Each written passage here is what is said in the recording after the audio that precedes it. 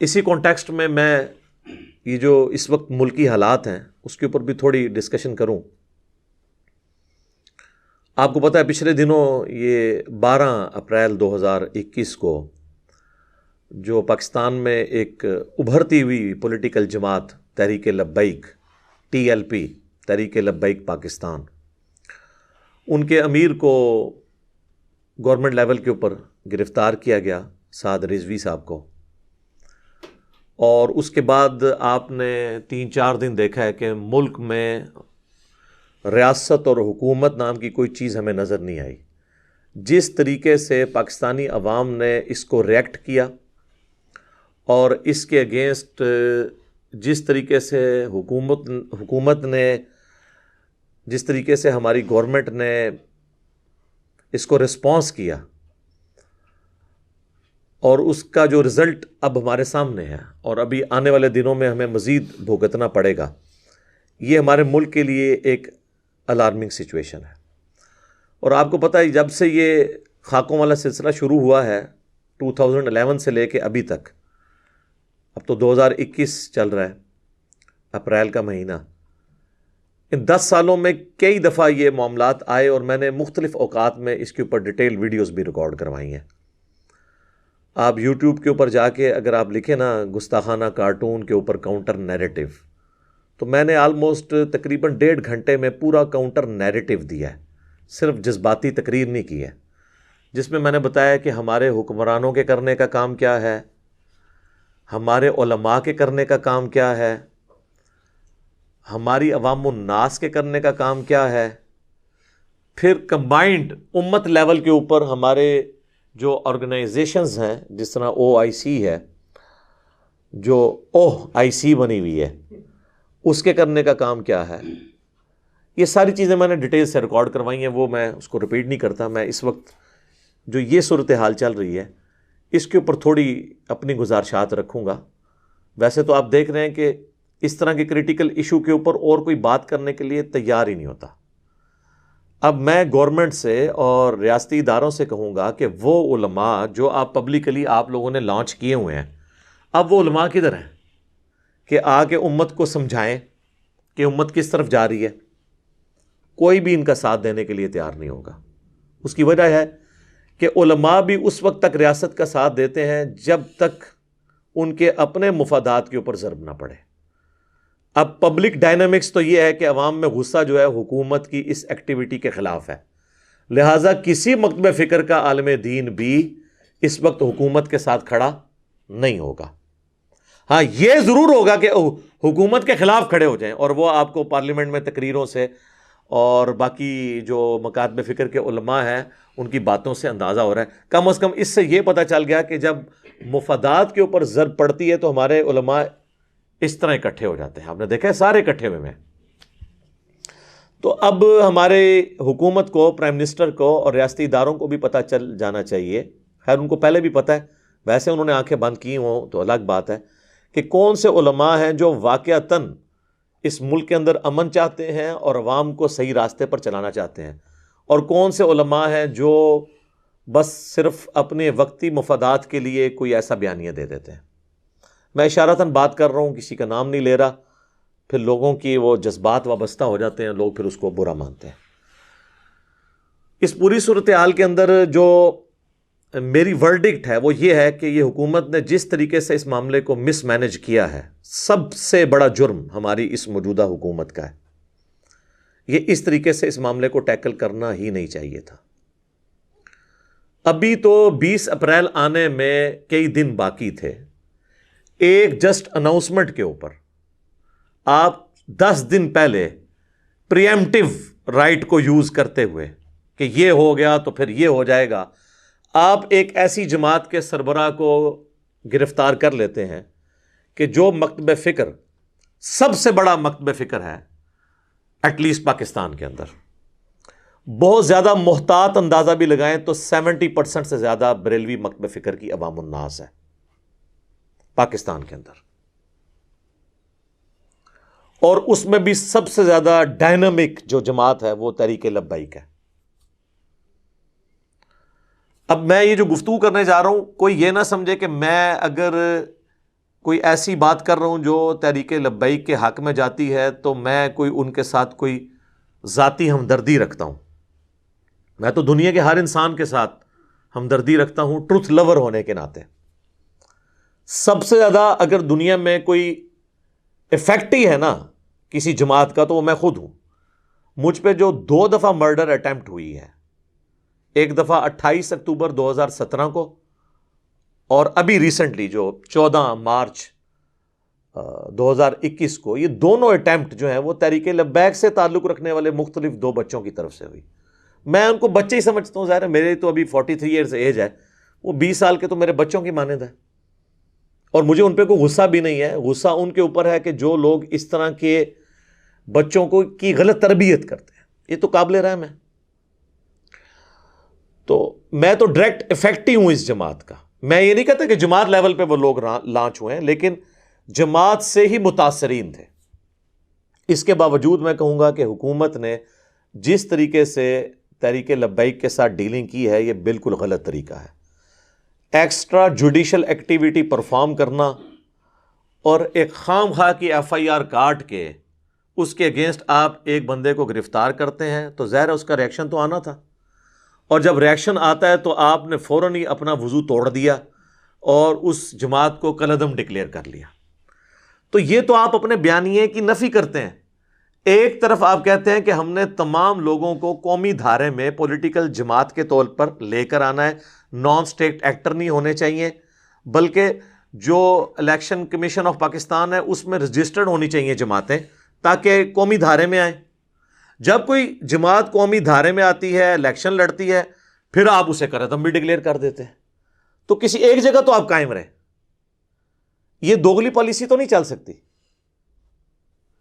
یہ اسٹیٹ اپنے دشمن خود پیدا کر رہی ہے اپنی غلط ایکٹیویٹیز کی وجہ سے. مجھے بتائیں جب بے نظیر بھٹو کی اسیسینیشن ہوئی تھی اس وقت 3 دن تک پاکستان میں کوئی حکومت نام کی چیز تھی؟ ٹرینوں کے ڈبے تک جلا دیے گئے، ATM مشینیں لوٹی گئیں، ریاستی ادارے کہیں نظر ہی نہیں آ رہے تھے. ملک انہوں نے حوالے کر دیا تھا عوام کے. اس سے تو بہت کم یہ سچویشن ہوئی ہے تحریک لبیک والوں کی. تو کیا اس کے بعد پاکستان پیپلز پارٹی کو کالعدم ڈکلیئر کر دیا گیا تھا؟ نہیں کیا تھا. تو تحریک لبیک پاکستان کو کالعدم کیوں ڈکلیئر کر رہے ہیں آپ؟ یعنی لوگوں کو مجبور کر رہے ہیں کہ وہ پولیٹیکل دھارے سے نکل کر اسلحہ ہاتھ میں اٹھا لیں. یہ جو چاند ایک ایکٹیویٹیز ہوگی کہ انہوں نے پولیس والوں کو پکڑ کے مارنا شروع کر دیا، یہ تو سارے پولیٹیکل لیڈرز کی ماننے والے بھی یہ حرکتیں کر دیتے ہیں. اور یہ آئے دن اس طرح کے واقعات ہوتے ہیں. اتنی جلدی آپ نے ڈیسیژن لیا، اور ڈیسیژن اناؤنس کرنے والے ہمارے جو وزیر داخلہ صاحب ہیں ان کو شرم بھی نہیں آئی ہے. یہ وہ وزیر داخلہ صاحب ہیں جو الیکشن جب لڑتے ہیں تو اس کے اوپر لکھا ہوتا ہے مجاہد ختم نبوت. اور یہ خود ان کی پرانی ویڈیوز بھی اب یوٹیوب کے اوپر آپ کو مل جائیں گی، لوگوں نے دوبارہ سے اپلوڈ کر دی ہیں، کہ جب اسی تحریک لبیک کے دھرنے 2017 میں چل رہے تھے تو اس وقت یہی آ کے ہمیں یہ بھاشن دیا کرتے تھے کہ تحریک لبیک کا ساتھ دیں، ختم نبوت کے اوپر ہم کسی کو اس طرح ڈاکہ نہیں مارنے دیں گے، یہ نہیں کرنے دیں گے، وہ نہیں کرنے دیں گے. اور آج وہی جماعت ہے اور آپ ان کا ایٹیچیوڈ دیکھ لیں. تو یہ تو کوئی طریقہ نہیں ہے کہ آپ دوغلی پالیسی رکھیں. اور ہم سٹون ایج میں تو رہ نہیں رہے ہیں. وہ پنجابی میں ایک محاورہ ہے کہ گل کہندی ہے تو منو منہ کٹ میں تنوں شہرو کٹاں گی. تو آج کل تو اس کا اگلا ورژن آ چکا ہے. یعنی بات کہتی ہے تو مجھے منہ سے نکال، میں تجھے شہر بدر کروا دوں گی. کیونکہ بات تو اب تو بات ریکارڈ ہو جاتی ہے، ویڈیو ریکارڈ ہو جاتی ہے. ہوں گل کہندی ہے تو منو منہ کٹ میں تنوں دنیا تو ہی باہر کٹ دیاں گی. ظاہر ہے جی وہ لوگ تو پھر جنت میں پہنچا دیتے ہیں نا دوسروں کو. تو اب تو کوئی شخص بھاگ نہیں سکتا. اس کے پرانے بیانات اسے ہانٹ کریں گے، ڈراتے رہیں گے. کیسے کوئی بھاگ سکتا ہے؟ اور یہاں پہ ہمارے ریاستی اداروں کو بھی چاہیے کہ جب وہ 2017 میں پیسے بانٹ رہے تھے فیض آباد کے اندر، اس وقت ان کو کبھی یہ خیال نہیں آیا تھا کہ کل کو یہ اس طریقے سے ایٹیچیوڈ ہمارے گلے بھی پڑ سکتا ہے. ہم تو اس وقت بھی کہہ رہے تھے کہ اداروں کا یہ کام نہیں ہے. اور آپ دیکھیں اس وقت پاکستان کی سب سے بڑی عدالت میں یہ کیس پریزنٹ ہوا، اور اس عدالت کی جو ورڈکٹ آئی، جو ڈیسیژن آیا، وہ ایک پبلک ڈاکومنٹ ہے، وہ آپ کو نیٹ پہ اویلیبل ہے۔ اس دھرنے کے اوپر جو جسٹس قاضی فائز عیسیٰ صاحب کا تھا ڈیسیژن، وہ انہوں نے کوئی ذاتی ڈیسیژن نہیں کیا تھا، ان کے پاس جو آئی ایس آئی نے خود اپنی رپورٹ جمع کروائی ہوئی تھی، آئی بی نے اپنی رپورٹ جو جمع کروائی تھی، چونکہ سپریم کورٹ تحقیقاتی ادارہ نہیں ہوتا بلکہ باقی ادارے اس کو اسسٹ کرتے ہیں، اور وہ ان کی جو معلومات ہے اس کی روشنی میں ڈیسیژن دیتے ہیں۔ تو یہ فائز عیسیٰ صاحب نے اپنا ڈیسیژن اپنی مرضی سے نہیں لکھا تھا، بلکہ ان ایجنسیز کی رپورٹس کے اوپر لکھا تھا کہ اس جو دھرنے کو کس کس نے سپورٹ کیا، اور اس کے اوپر انہوں نے گائیڈ لائنز دی تھیں کہ اس طریقے سے آپ چلیں، ورنہ کل کے لیے آپ کی یہ مصیبت کھڑی ہو جائے گی۔ اور دیکھ لیں، کوئی پہلے تو مصیبت کھڑی ہوتی تھی 15 20 25 سالوں کے بعد، یہ پاکستان میں پہلی دفعہ ہو رہا ہے کہ یہ ہسٹری فوراً ہی آ جاتی ہے، یعنی یہ آپ سمجھ لیں 4 سال ہی گزرے ہیں اور رزلٹ آپ کے سامنے آ گیا۔ جو بات اس وقت سپریم کورٹ نے کہی تھی کہ مستقبل میں یہ ہو جائے گا، وہ اس سے ورسٹ فارم میں ہو گیا۔ اور اب اگر آپ اس طریقے سے ان تحریکوں کو بین کریں گے تو یہ تو کوئی طریقہ نہیں ہے، یہ بالکل۔ اور میں آپ کو بتاؤں، اگر عدالتوں کے اوپر دباؤ نہ ہوا کسی ریاستی ادارے کی طرف سے یا پرائم منسٹر کی طرف سے، تو پہلی پیشی پہ یہ فارغ ہو جائے گی یہ پابندی جو انہوں نے لگائی ہے۔ یہ بالکل ناحق پابندی لگائی ہے، اور یہ ایکسٹرا جوڈیشل بھی ہے اور غیر آئینی بھی ہے۔ آئین میں پورا طریقہ لکھا ہوا ہے کسی جماعت کو قردم کرنے کا، یہ کیس پارلیمنٹ میں بھی نہیں آیا، اور یہ اس طریقے سے انہوں نے ڈیسیژن کر دیا، اور نہ یہ چلنا ہے۔ اور میں بالکل وارن کر رہا ہوں، اپنی طرف سے وارن نہیں کر رہا، ایز این ایکسپرٹ اوپینین یہ بتا رہا ہوں کہ اب ریاست جس مکتب فکر سے پنگا لے رہی ہے، یہ پنگا ویسا پنگا نہیں ہے جو باقی مکاتب فکر کے ساتھ ہے۔ آپ اگر یہ سمجھتے ہیں نا کہ آپ نے دیوبند کے ساتھ پنگا لیا اور اس کے ساتھ آپ سٹیبل ہو گئے کچھ عرصے بعد، جو لال مسجد میں جو ایک ڈکٹیٹر نے بدماشی کی تھی اور اس کی پاداش میں ہم کئی سال تک خودکش حملے بھگتتے رہے، یہ تو ضرب عضب اور رد الفساد کی برکت سے ملک میں کوئی امن آیا، اور نان سٹیٹ ایکٹرز کا جو معاملہ یہ ٹھپ ہوا، اللہ کا شکر ہے۔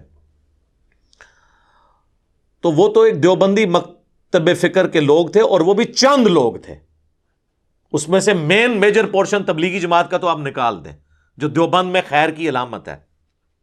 عقیدے کا اختلاف ہمارا ان کے ساتھ اپنی جگہ، بہرحال دیوبندی مکتب فکر میں خیر ہے تبلیغی جماعت، یہ نہ ہوتی تو یہ پورا مکتب فکر ہی جو ہے نا ایک سب سے وائلنٹ مکتب فکر تھا، کیونکہ آپ کو پتا ہے 80s کے اندر سنی شیعہ فساد میں اعلی کار یہی مکتب فکر بنا تھا، تو ان کو تو ٹیکل کر لیا۔ اہل حدیث تو ویسے ہی بہت تھوڑے ہیں، ان کو تو آپ چھوڑ دیں، وہ کسی کھاتے میں نہیں۔ اہل تشیع جو ہیں وہ بھی چونکہ اس اعتبار سے نان وائلنٹ نہیں ہوتے، ان کی آپ دیکھیں اتحاد بین المسلمین کی جتنی آپ کو تنظیمیں نظر آئیں گی وہ شیعہ کی، کیونکہ مائنورٹی میں، اس لیے وہ کوشش کرتے ہیں کہ اس طرح کے معاملات سے پیچھے رہیں۔ پیچھے بچ گئے بریلوی، جو سب سے نان وائلنٹ مکتب فکر رہا ہے، جنہوں نے کبھی کوئی اس طرح کی ایکٹیویٹی نہیں پرفارم کی ایز اے مکتب فکر۔ انڈیویجول کوئی شخص کرتا ہے، وہ تو 2 دفعہ میں بھی بھگت چکا ہوں مرڈر اٹیمپٹ، وہ ایک الگ بات ہے، لیکن ایز اے مکتب فکر یہ نان وائلنٹ ہے۔ اب یہ جو ایکٹیویٹی انہوں نے پرفارم کی ہے ٹی ایل پی پہ پابندی لگانے والی، اس کے بعد یہ پورا مکتب فکر وائلنٹ ہو جائے گا، اور یہ آپ دماغ سے نکال دیں کہ یہ صرف ٹی ایل پی کے رکن ہوں گے، نہیں، انڈکلیئرڈ پوری بریلوی مکتب فکر ان کے ساتھ کھڑا ہے۔ دیوبندیوں کے ساتھ لوگ ان کے اپنے بھی کھڑے نہیں ہوئے تھے لال مسجد کے بعد، لیکن ان کے ساتھ دعوت اسلامی بھی کھڑی ہوگی، الیاس قادری صاحب کی جماعت انڈکلیئرڈ کھڑی رہے گی، اور سب سے بڑے جو ان کے اس وقت مفتی اعظم ہے پاکستان کے، ان کے تنظیم المدارس کے ہیڈ مفتی مریب الرحمان صاحب، انہوں نے تو اسی وقت پریس کانفرنس کر دی اور انہوں نے اس کی مخالفت کی ہے۔ یہ سب کے سب لوگ اکٹھے ہو جائیں گے، اس لیے کہ یہ کاز اب ایسی آئی ہے جو یقیناً ہمارے ایمان کا حصہ ہے، یعنی کون انکار کر سکتا ہے؟ ناموس رسالت کے اوپر تو ہم اپنی جان دینے کے لیے تیار ہیں، یہ تو ہمارے ایمان کی بنیادیں ہیں۔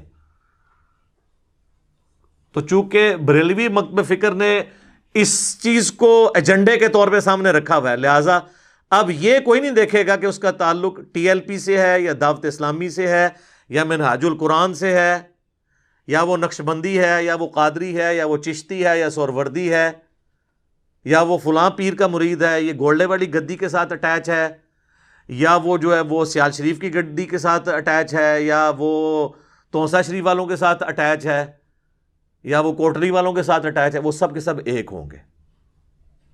اور اس سے خطرناک بات یہ ہے کہ ہمارے ریاستی اداروں میں زیادہ تر تعداد خود انہی کی ہے، کیونکہ عوام جو ہی ہیں۔ تو میں کہتا ہوں اب پرائم منسٹر صاحب اور ہمارے آرمی چیف اور D G I S I جو ہے نا، مہربانی کر کے نا اپنا کھانا جو ہے نا وہ ٹفن میں اپنے گھر سے ہی لے کے آیا کریں۔ یہ میں آپ کو بتا رہا ہوں، کیونکہ یہ معاملات بہت آگے تک، کیونکہ کسی ایک انڈیویجول کا دماغ خراب ہونے کی دیر ہے۔ جس طرح آپ نے دیکھا پولیس والوں کو انہوں نے کیسے مارا ہے، اور وہ پولیس والے ان کے اپنے مکتب فکر کے ہی ہیں، زیادہ تر تو بریلوی ہیں بیچارے، اور وہ کہہ رہے ہیں یہودی ایجنٹ ہے۔ ایک مسلمان دوسرے مسلمان کو کہہ رہا ہے یہودی ایجنٹ۔ اور سر اگر یہی پرائم منسٹر کے ہاؤس کے اندر جو مالی ہے اس کے دماغ میں اگر آ گیا کہ یہ میں جس کے یہاں پہ یہ درانتی کے ساتھ یہ کانٹ چانٹ کر رہا ہوں یہ یہودی ایجنٹ ہے، تو وہ درانتی پھر پرائم منسٹر کے گلے پہ ہی جا کے چلے گی۔ اللہ نہ کرے ایسا ہو، لیکن میں آپ کو بتا رہا ہوں کہ یہ انڈیویجول کا، چونکہ وہ اپنے ایمان کا حصہ سمجھ رہا ہوگا نا، یہ جو ممتاز قادری والی ایکٹیویٹی ہوئی تھی تو وہ اپنے ایمان کا حصہ اسے سمجھتا تھا نا۔ میں تو کسی بھی ایکسٹرا جوڈیشل ایکٹیویٹی کے حق میں نہیں ہوں، نہ کسی مولوی کی نہ کسی ریاستی ادارے کی۔ ایکسٹرا جوڈیشل ایکٹیویٹی اسلام میں حرام ہے۔ تو وہ ظاہر اپنے ایمان کا حصہ سمجھتے ہیں، ہر کوئی اپنے ایمان کا حصہ سمجھتا ہے۔ وہ تو واضح حدیث ہے بخاری اور مسلم دونوں میں کہ اللہ کے محبوب صلی اللہ علیہ وآلہ وسلم نے فرمایا تم میں سے کوئی بھی شخص اس وقت تک مؤمن ہو ہی نہیں سکتا جب تک کہ میں اسے اس کے ماں باپ، اولاد، سب لوگوں سے بڑھ کر عزیز نہ ہو جاؤں۔ اور اس کا کلائمیکس صحیح بخاری کی دوسری حدیث ہے جس میں سیدنا عمر نبی صلی اللہ علیہ وآلہ وسلم کے ساتھ چہل قدمی کر رہے تھے، اور حضور علیہ السلام نے محبت سے حضرت عمر کا ہاتھ اپنے ہاتھوں میں پکڑا تھا، تو حضرت عمر بھی تھوڑے فرینک ہو گئے اور انہوں نے کہا یا رسول اللہ، اس دنیا میں سب سے بڑھ کر نا آپ مجھے محبوب ہیں سوائے میری اپنی جان کے۔ بالکل سچی بات کی، پہلے نمبر پہ تو انسان کی اپنی جان ہی ہوتی ہے نا۔ تو نبی علیہ السلام نے، اچھا حضرت عمر یہ ایکسپیکٹ کر رہے تھے حضور کہیں گے واہ کیا بات ہے، میں تیرے بیوی بچوں سے بھی بڑھ کے تجھے عزیز ہوں۔ انہوں نے فرمایا عمر بلکہ تیری جان سے بھی بڑھ کے۔ ان کا یا رسول اللہ آپ مجھے میری جان سے بھی بڑھ کر عزیز ہے۔ تو آپ نے فرمایا اب عمر تیرا ایمان مکمل ہوا۔ اگر سیدنا عمر کا ایمان مکمل نہیں ہوتا، اپنی جان سے بڑھ کر حضور صلی اللہ علیہ وآلہ وسلم سے وہ محبت نہ کرنے لگ پڑے، تو ظاہر ہے ہم تو کسی لیول پہ ہی نہیں ہیں۔ یہ تو ایک بنیادی چیز ہے، تو اس کے اوپر تو کوئی کمپرومائز نہیں ہے، یہ تو بالکل ہمارے ایمان کی بنیاد ہے۔ بہرحال یہ جو کچھ یعنی جس طریقے سے حکومت یہ کر رہی ہے، میرا تو خیال ہے کہ فوراً سے پہلے جو ہے وہ مذاکرات کی طرف آنا چاہیے، اور اس پورے معاملے کے اندر کوئی ایسا راستہ اختیار کرنا چاہیے جس میں نہ عوام کا نقصان ہو، نہ ریاستی اداروں کا، اور نہ ہمارے ایمان کا۔ پہلے نمبر پہ تو ایمان ہے، پہلے ایمان ہے پھر پاکستان ہے، کیونکہ یہ پاکستان ہم نے اپنے ایمان کی بقا کے لیے لیا تھا، اور ان کو سمجھانے کی ضرورت ہے۔ یہ کوئی بیوقوف لوگ نہیں ہے کہ جن کو آپ سمجھا نہیں سکتے۔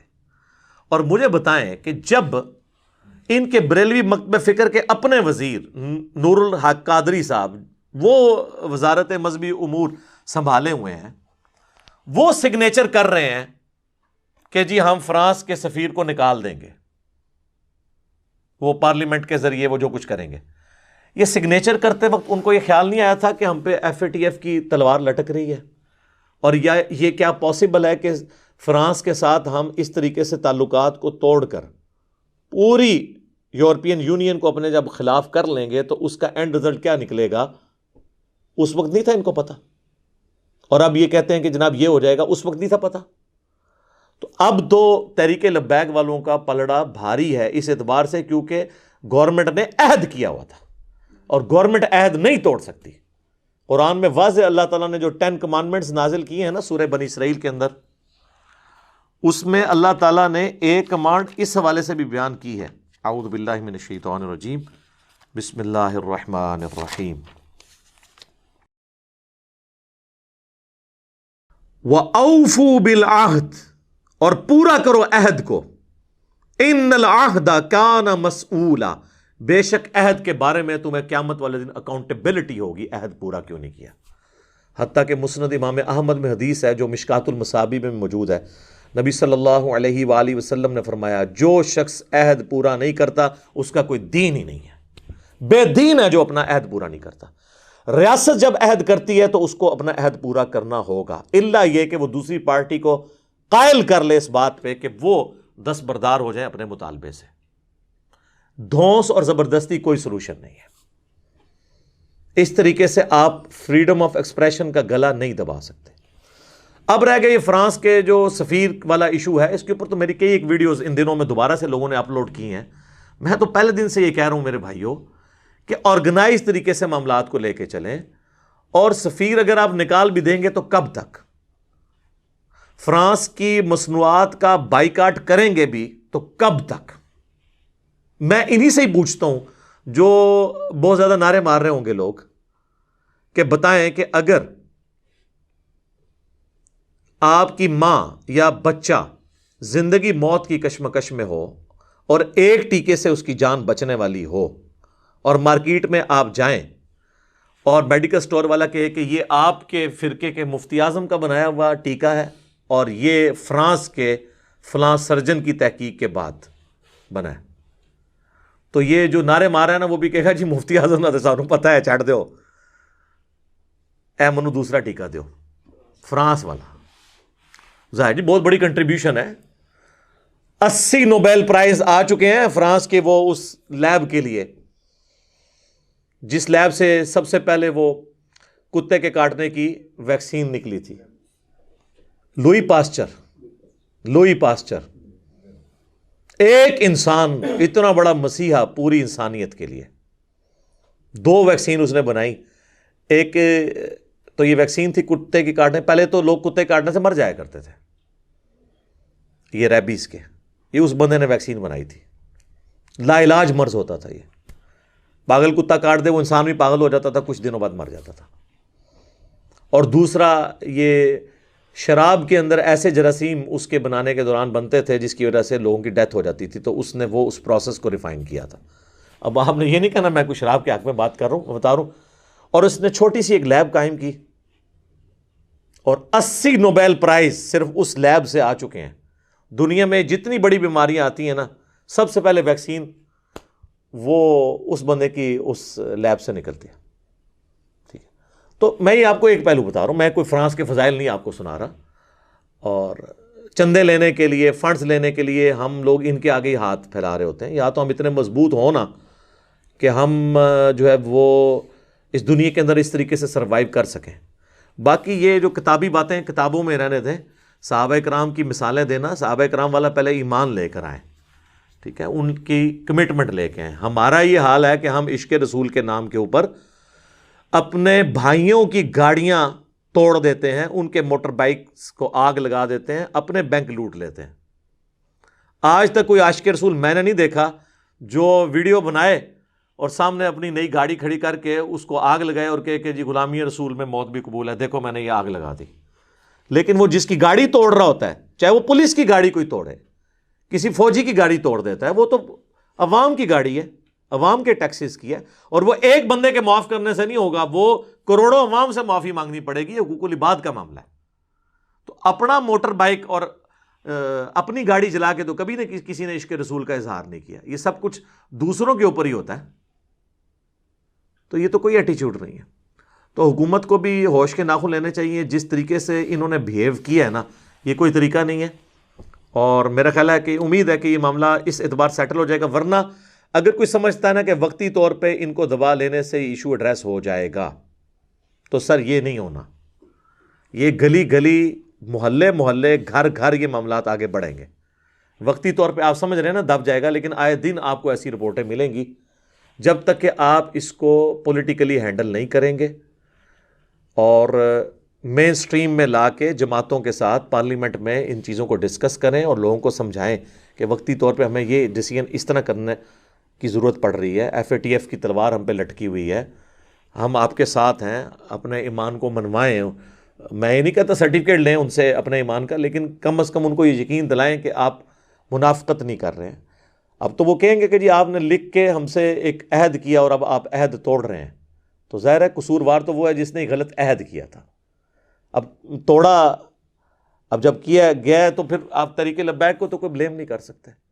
تو میں تو اس میں یعنی مین قصوروار موجودہ حکومت کو سمجھتا ہوں۔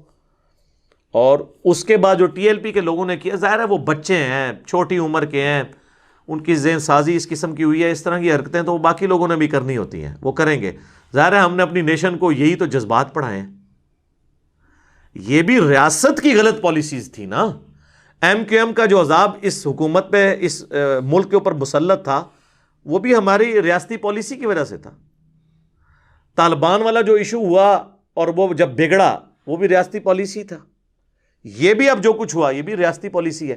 تو لہٰذا آپ کسی چیز کو بھی ڈیپ ڈگ کریں نا تو ریاست ہی قصوروار نکل رہی ہوتی ہے اس طرح کے تلخ رویوں کے اگینسٹ، کیونکہ عوام تو عربی میں کہا جاتا ہے عوام کل انعام، وہ تو چوپایوں کے مانند ہوتے ہیں، بھیڑ بکریوں کے مانند، آپ جس طرف ان کو چلا دیں وہ چلنا شروع ہو جاتے ہیں۔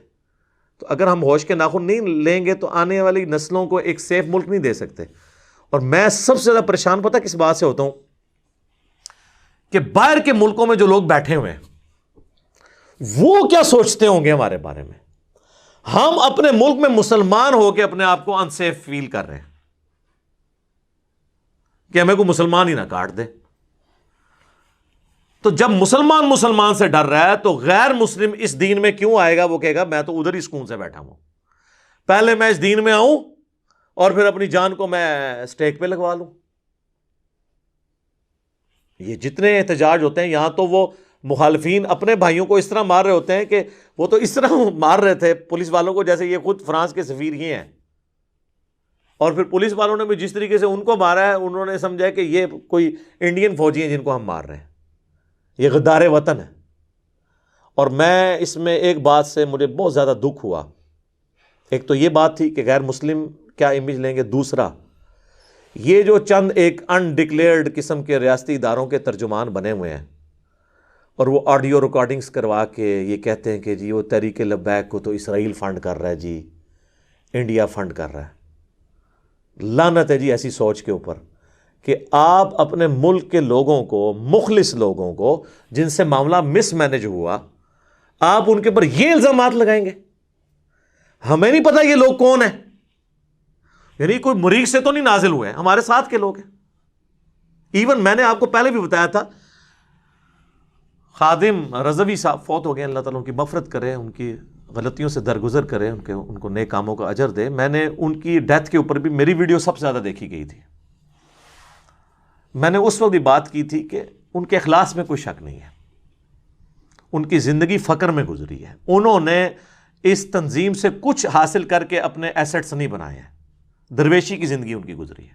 میں تو ان کو پرسنلی بھی جانتا ہوں، میں تو 94 میں ایف ایس سی کا جب اسٹوڈنٹ تھا 1994 میں، تو ہمارے گلی کی مسجد میں ہی وہ آیا کرتے تھے مہینے میں ایک دفعہ، اور اسی مسجد سے انہوں نے حفظ بھی کیا ہوا ہے، جیلم سے ہی وہ کیے ہوئے، یہ ان کا پیر خانہ بھی ہے، کالے دیم میں ان کی بیت ہے، اور ان کا علمی بھی یعنی آپ سمجھ لیں یہیں سے انہوں نے علم حاصل کیا۔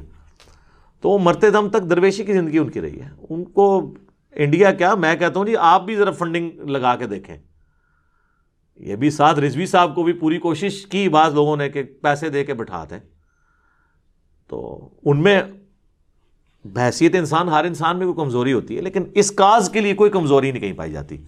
لہٰذا یہ جو پٹی پڑھا رہے ہیں نا کسی کو ذرا سے اختلاف کے اوپر، اسرائیل کا ایجنٹ، انڈیا فنڈ کر رہا ہے، فلاں کر رہا ہے، تو کل کو تو سر پھر ہمارے حکمران بھی اپنی مجبوریوں کی وجہ سے، ہمارے ریاستی ادارے بھی اپنے فنڈ بچانے کی خاطر یا مجبوریوں کی وجہ سے کئی معاملات میں امریکہ کا ساتھ دے رہے ہوتے ہیں۔ اور آج کل تو انڈیا کا بھی دوستی کا کافی نشہ چڑھا ہوا ہے بعض لوگوں کو، تو ہم اپنے حکمرانوں کو بھی، اپنے ریاستی اداروں کے لوگوں کو بھی کہنا شروع کر دیں کہ جی یہ قوم کے وسیع تر مفاد میں نہیں کر رہے بلکہ یہ انڈیا کے، اسرائیل کے اور امریکہ کے ایجنٹ ہیں۔ ہم بھی وہی گالی دینا شروع کر دیں ان کو جو یہ گالی عوام کو دے رہے ہیں بعض لوگ ان میں سے بیٹھ کے۔ اور اگر کوئی کہتا ہے نا کہ یہ نہیں دے رہے ہیں تو اس قسم کے جو بیانات دینے والے ہیں ان کو کنڈیم کرنا چاہیے۔ باقی ہر معاملے میں ٹویٹس آ جاتی ہیں ہمارے پرائم منسٹر صاحب کی طرف سے بھی، ہمارے ریاستی اداروں کی طرف سے بھی، اس طرح کے معاملات میں بھی آنی چاہیے کہ جی ٹھیک ہے ہمارا ٹی ایل پی کے ساتھ اختلاف اپنی جگہ، لیکن یہ محب الوطن ہے، پاکستانی ہے، اور مس مینجمنٹ ہو گئی تھوڑی سی، اور ان شاء اللہ تعالیٰ ہم ان کو ٹیکل کر لیں گے۔ اس طریقے سے چلیں، بجائے کہ آپ فوراً ہی جناب فارن فنڈنگ کا الزام لگانا شروع کر دیں گے، اور جی شواہد مل گئے ہیں۔ شواہد آج تک آپ لوگوں کی کوئی دلیل کورٹ میں کبھی ثابت نہیں ہوئی، اور پھر کہتے ہیں جی وہ کورٹ میں پیش کرنے کے قابل نہیں ہوتے شواہد۔ آپ سٹون ایج میں رہ رہے ہیں۔ آج کے دور میں تو آپ لوگوں کی ویڈیو خفیہ بنا سکتے ہیں، فون کالز ٹیپ کر سکتے ہیں۔ آج کے دور میں یہ کوئی ایکسکیوز نہیں ہے کہ کورٹ میں پیش کرنے کے قابل نہیں تھا یہ ثبوت، تو سر پھر آپ کو تو فوراً ان اداروں سے، حکومتوں سے الگ ہونا چاہیے کہ اس ماڈرن دور میں بھی آپ ثبوت نہ اکٹھے کر سکیں۔ میں یہ نہیں کہتا کہ میں انجینئر ہوں تو میرے حوالے یہ کریں، میں آپ کو یوں کر کے بتاؤں، یہ بھی نہیں میں کہوں گا، ورنہ لوگ کہیں گے یہ اپنے چکر میں، وہ کسی پڑھے لکھے بندے کے حوالے کریں، یہ 2 منٹ میں ٹھیک ہو جائے گا۔ پرائیویٹائز کر دیں، آپ دیکھیں کس طرح معاملات سیدھے ہوتے ہیں۔ تو یہ بہانے بالکل غلط ہیں۔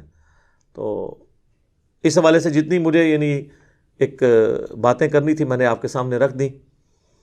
یہ چند ایک گزارشات تھیں جو میں نے حکومت کے گوش گزار کرنی تھیں، اور عوام الناس کے بھی، علماء کے بھی، کہ معاملات کو افہام و تفہیم کے ساتھ، محبت کے ساتھ، ٹرو اسپرٹ میں، ایک دوسرے سے نفرت کی بجائے کو ایگزسٹ کرنے کے جذبے کے ساتھ ان معاملات کو سالو کریں، تاکہ ہم آنے والے اپنے پاکستانیوں کو ایک امن والا ملک دے سکیں انشاءاللہ تعالی۔